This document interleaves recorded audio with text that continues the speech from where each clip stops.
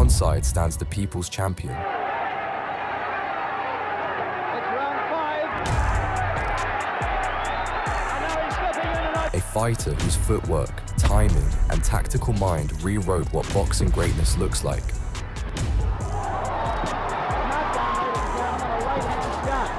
The other is a fan-made legend built on knockouts and junk food. Left right, he goes down.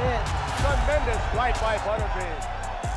It's pure skill versus savagery. Can nail him a little bit like Funmaker, but talent just can't. But to find out which threat looms larger, we're diving into the 3 most decisive victories from each career and letting the fights tell the story. Muhammad Ali or Eric Butterbean Esch, who is better? Let's find out.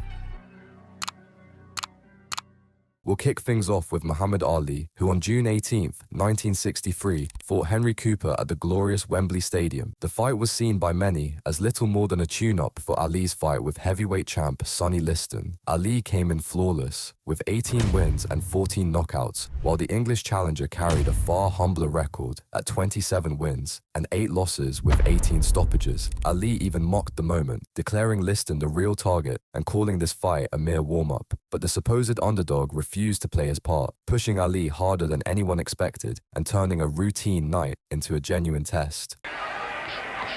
A lot of people think that Cooper's big chance is to go in early with his left hook and try and nail Clay. Clay, 6'2½", Cooper 6'1½". Clay really is a fine figure of the man. All muscle.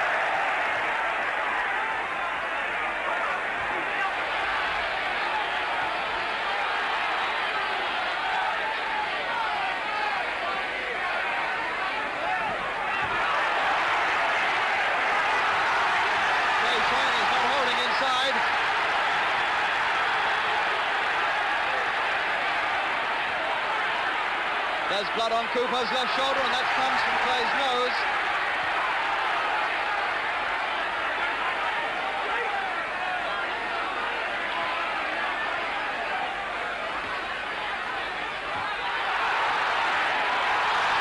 That left hand of Cooper's is right into Clay's face, and he's scoring heavily with it, and he's hurting the American.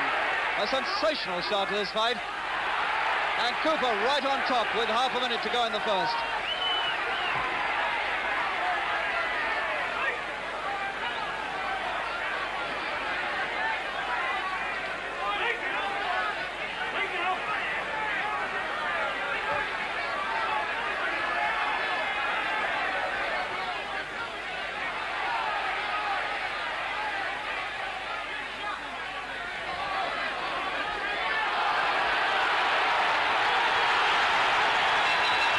People in Wembley are all on Henry Cooper's side.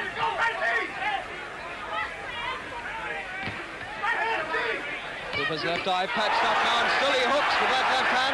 And now he's cut over the left eye. Henry Cooper is cut over the left eye, and it looks to me like a very bad cut indeed. This is tragedy for Cooper in the 3rd round, with only 40 seconds gone, and Cooper is very badly cut over the left eye.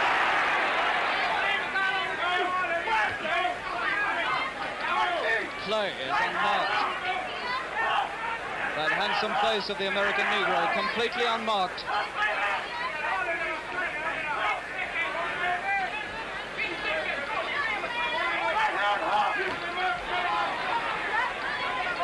Cooper trying to nail him in the 3rd if he can.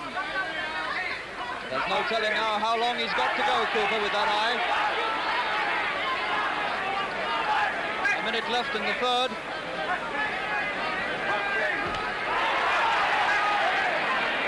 Clay now, look at him, he's got his arms down, he's contemptuously treating Cooper, his arms are down by his hips. Just using his feet to keep away from Cooper. This is complete cheek on the part of Clay, who feels that he's got it in the bag because of that eye.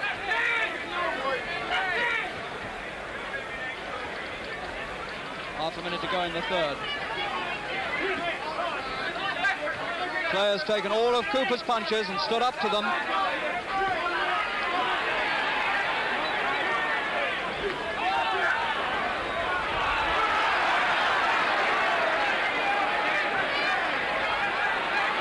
Clay hardly hardly bothering to punch in this round now. And he called out to Clay in the interval, cut out the funny business and get down to work. So the Clay people are not too happy with their man. He was certainly teasing Cooper in the third. This is not the way to go about things when you're a world heavyweight contender. And Cooper's eye already bleeding again in the fourth round. Above and below, 2 streams of blood.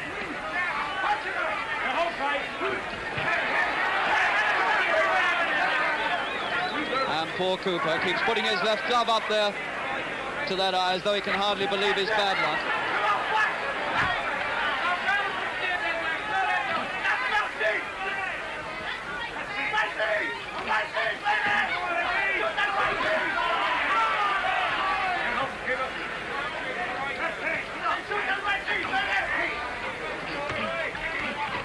The fourth round, and one looks for a sign that a left hook from Cooper could really hurt this man, but apart from the opening minute, he hasn't seemed to hurt Clay very much with his punches. He's put as many left hooks in as he can get, and Clay has taken them all somewhat contemptuously. And now Clay is just jabbing casually with his left hand.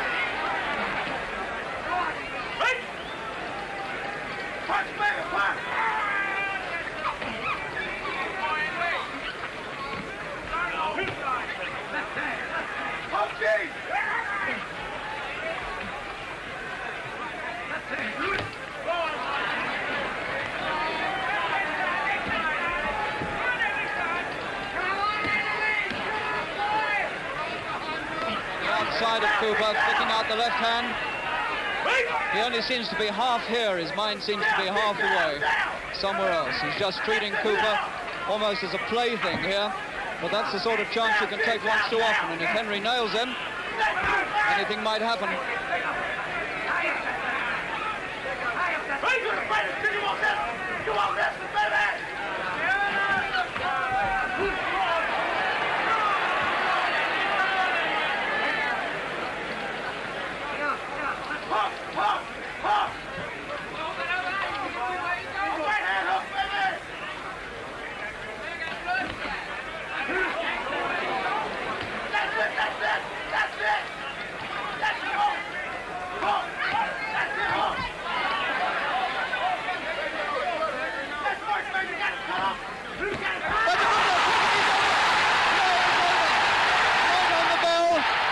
Sounded Cooper, but now this crowd at Wembley are beginning to bay for a Cooper win. Clay on the floor at the end of the fourth, and now fighting to preserve his professional right here against Henry Cooper.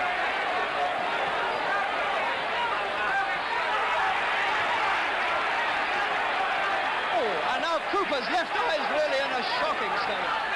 It is the worst cut eye I've seen for a very, very long time indeed. I do not see how he can let this go much further. It's round 5. And now he's slipping in, and I think this is it. The towel has come in from Cooper's corner, and Tommy Little's looking at it. And he's had to stop the fight. There was no alternative. He had to stop the fight, Tommy Little. It's all over in round 5.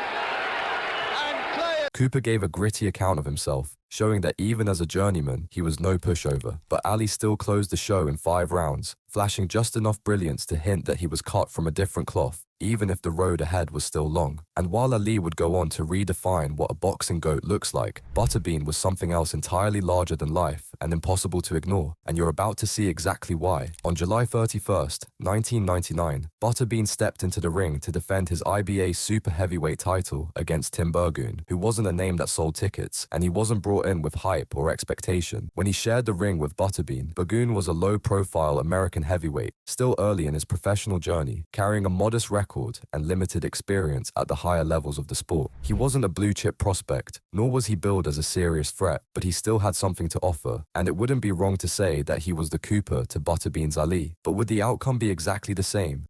Butterbean in the trunks with the American flag and the colors of Mexico. So there it is. Here's the exchange we're looking for. Butterbean beginning to open up, and again, waving that right hand, and he throws a wild right hand.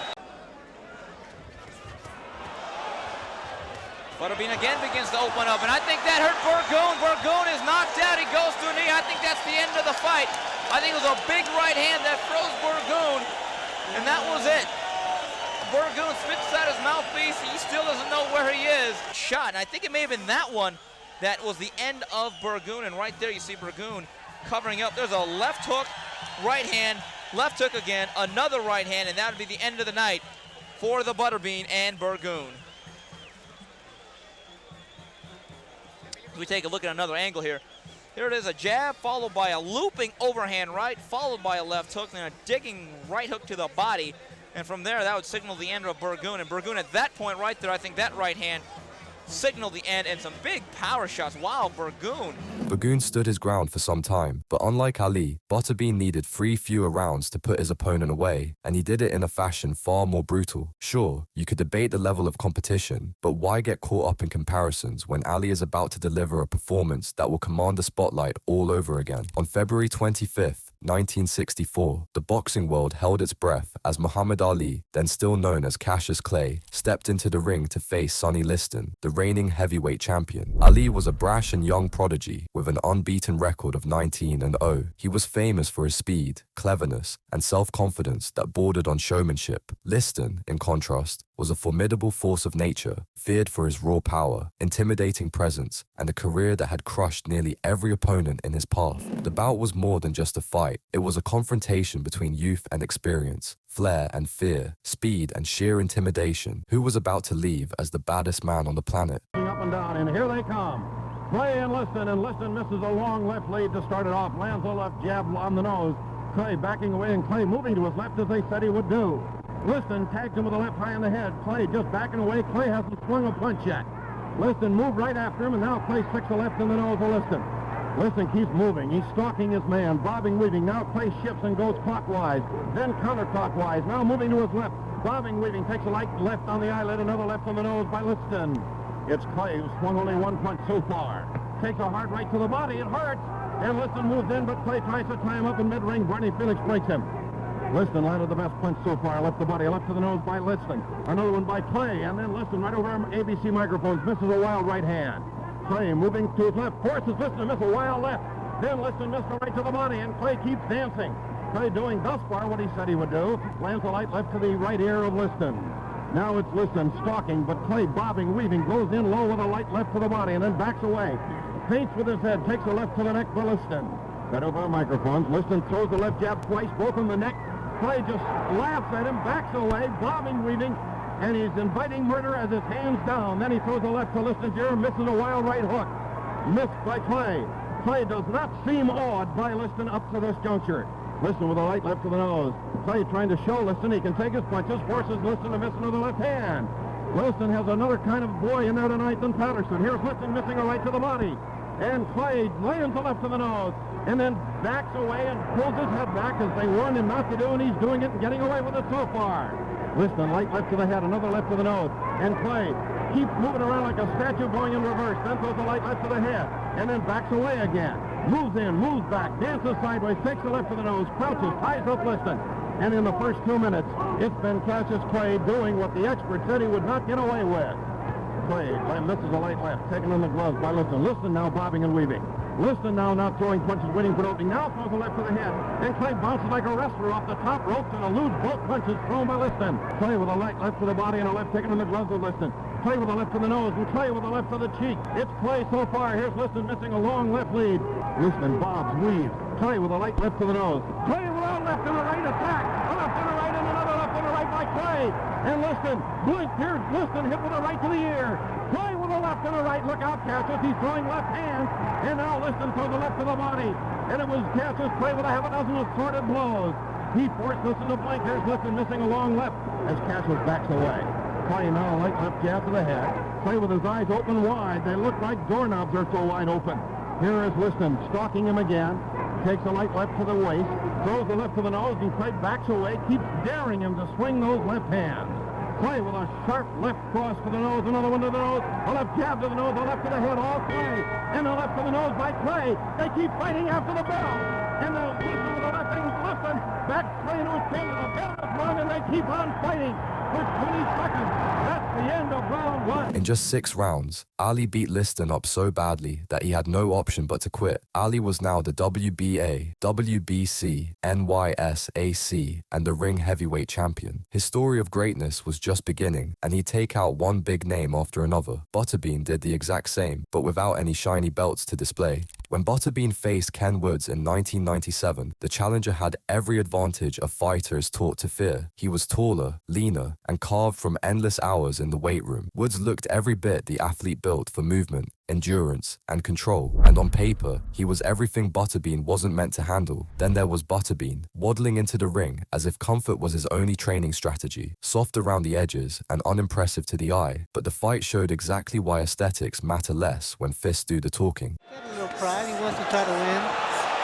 Butterbean, a huge weight advantage, approximately 113-pound weight advantage. Approximately 113-pound weight advantage. That makes a big difference. Every punch you have to feel the mix it up a little bit. I'm not sure Woods is in such a big hurry to do that. Good right to the midsection. Good left jab by Butterbean. Woods comes back with a left. Oh, he's bobbing and weaving. He's doing good. Good left jab by Woods. And he's ducking away from Butterbean a little bit more now. He's figuring him out a little bit. This is a 4-rounder, super heavyweight fight for the IBA title. Well, I'm sure his strategy is to try to keep away, keep his jab out there, and keep Butterbean off of him. He's having a little success, not a whole lot, but he's doing okay so far. Butterbean's landing some good punches, though. Yeah, good right. I think he can take you out with either one. Oh, good left hook. He got a running start on that one. Woods desperately trying. He's not exactly bearing in on him. Ooh, good right. Comes back with the left. All right, round 2. This IBA super lightweight champion, or heavyweight championship, excuse me. Butterbean took the first round rather handily. And he scores with the left. He's kind of surprising me. He's trying to sidestep there, get the angle to punch. But he needs to be more Woods just aggressive. scores off a couple of combinations. Woods making a pretty good showing right here. Look at this. And the mouthpiece comes out. There's Woods with a good right. Well, Woods doesn't care about Butterbean's popularity. Not tonight anyway. Oh, from right, he goes down. Tremendous right by Butterbean. Whoa. Tremendous right. He hit his head on the mat very hard. Oh, Kenny my. Woods. Look at it from 3 different angles. Look at that. The left chin, left side of the chin. He went down. Overhand right. Look at this. Right again. over the top, right on the chin. Oh, and his head went smashing to the canvas as well. Look at this angle, best angle of the 3. Watch this. Lights out. Tremendous power from the 333-pounder. Butterbean. Look at it from 3 different angles. Look at that.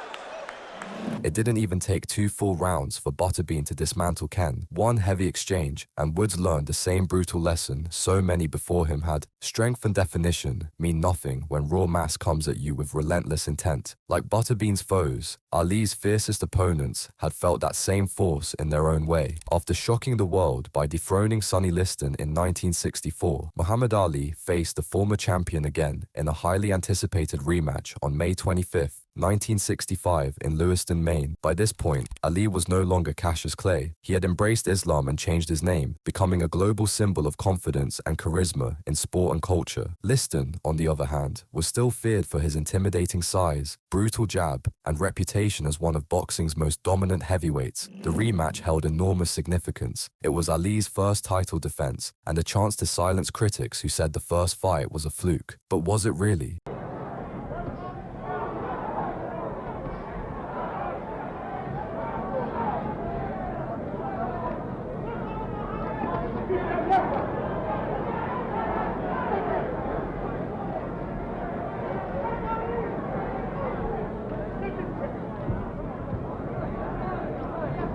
You'll note that Cassius wants to stay out in the center of the ring where he happens to be the king.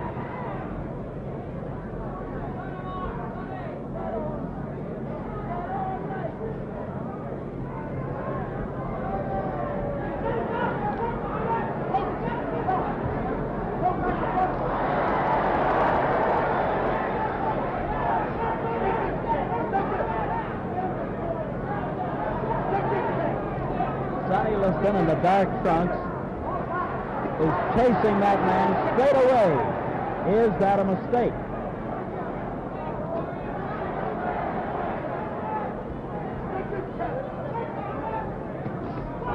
Beautiful right hand shot that you saw. That was the best punch thus far landed by the champion.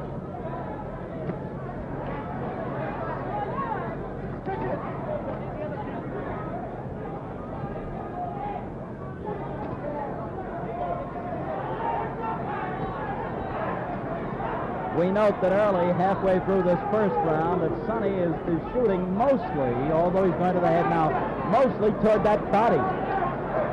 You know the old story, you kill the body and the head might follow. Knockdown, ladies and gentlemen, a right-hand shot. A right-hand shot on the chin. Jersey Joe Walcott. Sonny cannot move.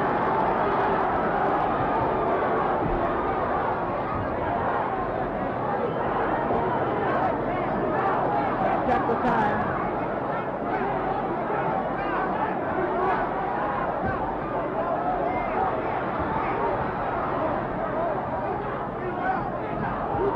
In just over 2 minutes, Ali confirmed that his first victory was no fluke. The fight became legendary, not only for its lightning-fast finish, but also for the controversy of the Phantom Punch, immortalized in the iconic image of Ali towering over a fallen Liston. The moment was so iconic that nobody, not even Butterbean, could match its legendary status. But that doesn't mean he hasn't had his own unforgettable rematches in the ring. In March 1998, Butterbean locked horns with Billy Eaton for a second time after their first fight ended in a majority draw. Eaton came in determined to rewrite the narrative and show that he could handle the king of the 4-rounders. In 1 year, he had sharpened his skills, studied Butterbean's power, and was ready to test the punch's legendary durability. But Butterbean wasn't the type to let history repeat itself. Let's go. Eaton landing a shot. Now he's in trouble. Here comes the Bean. Eaton coming almost into your living room here. Butterbean's a terrific finisher. If he's got you hurt, he's on top of you in your face throwing punches. He is a tremendous offensive fighter. Eaton is in deep trouble coming forward. Lands a bomb of his own. Right on the point of the chin. All right, seconds out. Big uppercut. Come on, seconds out. Let's clear the court. Eaton stepped on Butterbean's front foot, and then he tried to hit him. Oh, Butterbean teeing off on Eaton. And knocked down, so Joe Cortez, third man in the ring. Trying to land every shot. Come on, keep the punches off, man. Keep him up. Let's go. What they're doing in the ring, they're not worried about throwing punches. There's a right hand by Butterbean. You get caught in between offense and defense in later rounds. So down to 317, which is a lower weight for him. Chopping right by Butterbean. He certainly, and he felt those pounds up there. And so did his opponents. A KO 4 over Scott Lindecker. And Ricky Ruiz was a disqualification. Oh, bring on, come on, let's go. I'm going to throw hooks and uppercuts. I want to punch you behind their head. The Butterbean. All right, keep the punches up, don't hit behind the head. He took a couple of hooks. Referee Joe Cortez separates them. And is Bill Eaton looking at an upset. Eaton tough. All right, come on. Just keeps coming forward. Keep on. Bill Eaton with a knockdown to his credit against the Bean. Good right hand by Butterbean. Eaton, who is tired, is in some difficulty here. Let's see what Butterbean has. Watching Foreman how he uses that crisscross defense. And there's Eaton through again. These are not big shots all the time, but they count. Now he's hit by a Bean shot. Long rounds, they can't do it at 4. It's so hot. He says his fight. Butterbean looking to pound inside. With 2 straight wins in 1997, including a knockout in the first round. But here he is at the end of round 3. Come on, get his hands out of there. Get him out of there. Come on. Very interesting to see how these rounds are scored by the judges. I think I would agree with that. Yeah, that knockdown in the first round was really good for Eaton. Because he can go out in a second, and there's the Bean with some uppercuts. But look at what Bill Eaton is doing. Butterbean is throwing well to the body, then coming up to the head. One left hook to the face of Bill Eaton.